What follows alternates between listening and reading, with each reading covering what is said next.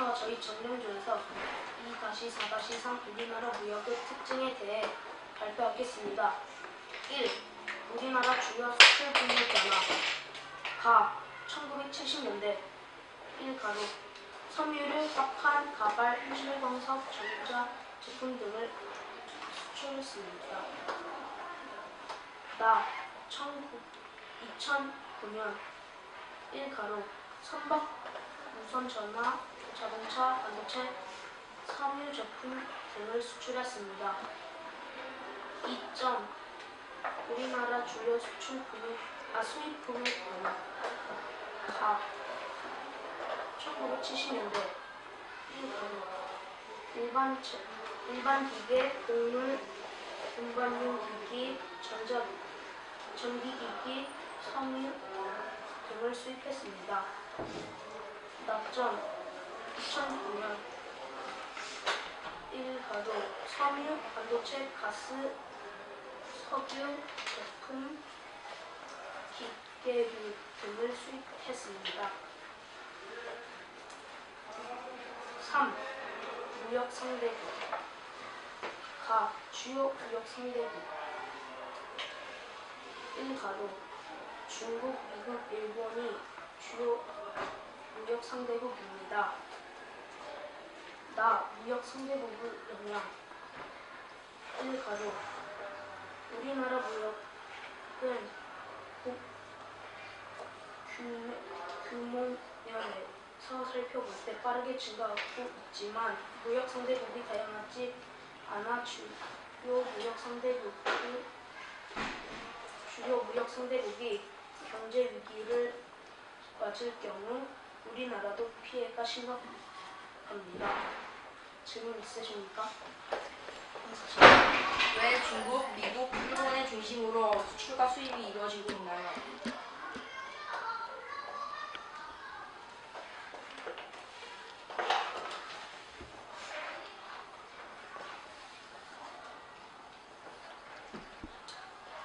그건 저희 주에서 미처 조사하지 못했습니다. 다른 질문 있으십니까? 우리나라에서 가장 많이 수입하고 있는 원유는 어디에 쓰이나요? 자동차에 많이 쓰입니다. 또 다른 곳은 없나요?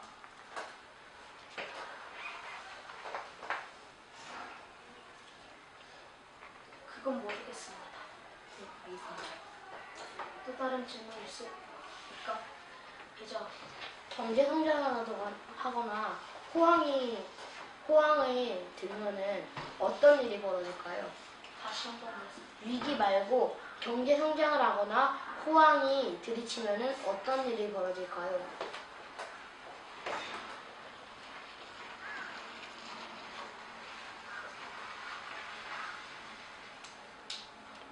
그건 저희 집에서 미처 조사하지 못했습니다.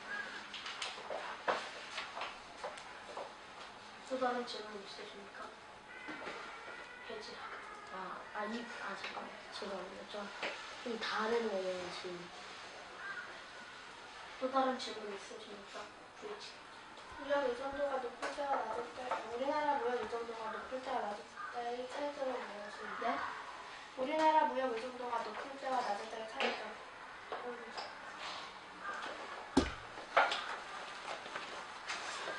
네, 답변하겠습니다. 무역 의존도가 높으면 품질 좋은 상품을 더욱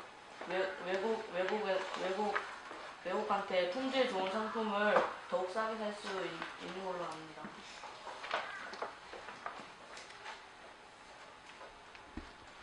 해지하고. 무역 의존도가 매우 적은 나라는 그럼 어떻게 될까요?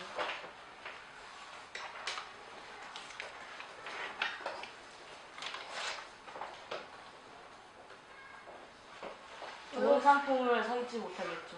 근데 일본 같은 경우에는 그게 무역 의존도가 10%밖에 안 되는 걸로 알고, 게다가 그래도 일본 내에서 품질이 좋은 상품을 만들어서 잘 하고 있다는 걸로 알고 있는데요.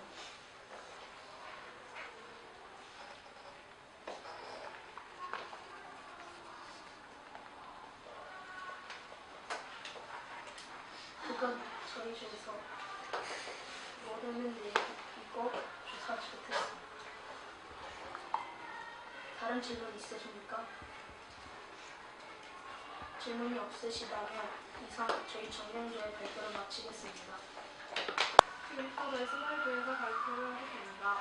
사자성사자성사 우리나라 문학의 특징 1. 우리나라 문학의 특징 가 미국, 일본, 중국 등이 수출, 수입국의 큰 비중입니다. 우리나라는 무역을 끊게 되면 무역 적자에 시달립니다. 가 물가지 품목이 판매된 수출만큼 반도체, 자동차, 컴퓨터 등이 수출액의 절반을 차지합니다. 가 원자재 수입의 비중이 높은 석유, 목재 등을 대부분 외국에서 수입합니다. 돈가 비용이 증가합니다. 가 무역 의존도의 높음 국민 총 생산에서 수입과 수출이 차지하는 비중이 60%가 넘어 무역의 변화에 따라 우리 경제가 큰 영향을 받습니다. 질문 있으십니까? 아까 1교에서 받지 못해서 다시 물어보는데 미국, 일본, 중국 등이 수입의 비중이 높은 수입 무역이 많이 이루어지는 까닭은 무엇인가요? 중국 같은 경우는 사람도 많고 그러다 보니까 시장이 크고 미국까지는 잘 모르겠어요. 중국은 제 생각엔 확실하게 그리고 사람들이 많고 시장도 넓고 사람이 많으니까 그것은 시장이 넓다는 것을 의미하고 그 시장이 넓으니까 물건을 많이 팔 수 있으니까 많이 수입이나 수출에 의존하고 있는 거 아닐까요? 일본은요? 일본 같은 경우에는 수입을 적게 하고 저희가 사는 거 많은 거는 워낙 일본에 그런 렌즈나 그런 것이 뭐 다른 나라의 제품보다 품질이 우수해서 그런 게 있습니다. 네, 알겠습니다. 질문이 있으십니까? 우리나라가 무역 상대국이 다양하지 않은 이유는 무엇입니까?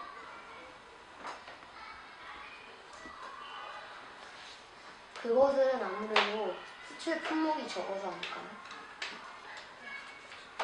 수출 품목이 적으니까 무슨 좀 비싼 컴퓨터나 자동차 이런 경우에는 무선 인터넷 그 도로 등이 잘 돼 있어야 되는데 좀 아프리카 같은 곳에서는 도로 시설이 잘 안 돼 있을 경우 자동차가 안 팔리고 무선이 잘 안 돼 있을 경우에는 무선에 관련된 휴대폰, 컴퓨터 등이 안 팔리지 않을까요?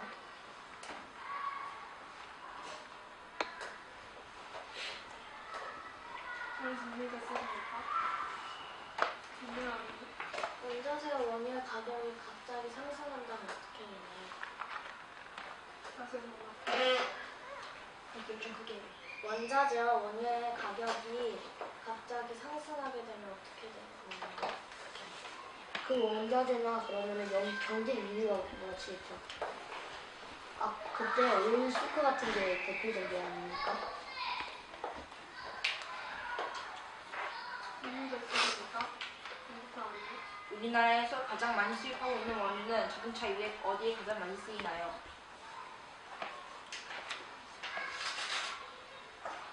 자동차에 어디에 많이 쓰인다고 할 수 없고 다른 곳에도 많이 쓰이지 않을까요? 그 다른 곳을 어디입니까? 저희가 조선도 많이 하고 그러니까 철강석 같은 경우에는 그런 곳에서 쓰거나 아니면 철강 같은 곳에서 쓰거나 아니면 화학 같은 곳에 성화학인가 그런 거에서는 어쨌든 그 자동차에서는 석유는 자동차 말고 다른 용도로 많이 쓰지 않습니까? 그러니까 그 다른 곳을 설명해 주시라고요. 무슨 석유 같은 경우는 에너지이기 때문에 에너지로 무슨 전기를 만들어서 기계들을 돌려가지고 뭐 제품을 만든다던가 그런 곳에 쓰지 않을까요? 네, 알겠습니다. 질문이 있으십니까? 네, 질문이 1970년대까지는 경매로 제품의 중심이었는데 1980년대 이후에 중화공업 제품의 중심이 된 이유는 무엇이라 생각하십니까? 경공업 같은 경우에는 경제 시설들이 잘 좋지 않아도 만들 수 있거나 그런 가발 같은 경우가 대표적으로 있고 중화학 같은 경우는 돈이 어느 정도 있어야 시설들을 만들어서 팔고 그럴 수 있을 것을 그렇게 팔 수 있으니까 점점 저희가 경제 성장을 하면서 그 만들어내는 제품이 달라진 것은 당연한 일 아닙니까? 질문이 있으십니까? 질문이 더 이상 없으시다면 답해 주세요. 지금부터 저의 충격을 시작하겠습니다. 오늘 정men지의 목소리 크기를 가서 보여줍니다. 목소리를 키워주시기 바랍니다. 말달들만 있었습니다. 발표 자료의 글쓰기 크기는 조금 작았습니다. 글씨 크기를 키워주시기 바랍니다. 또 질문을 내가 얼음 질문에 답을 하지 못하였습니다. 질문 주제는 발표 자료의 내용에 응하는 질문을 잘했습니다.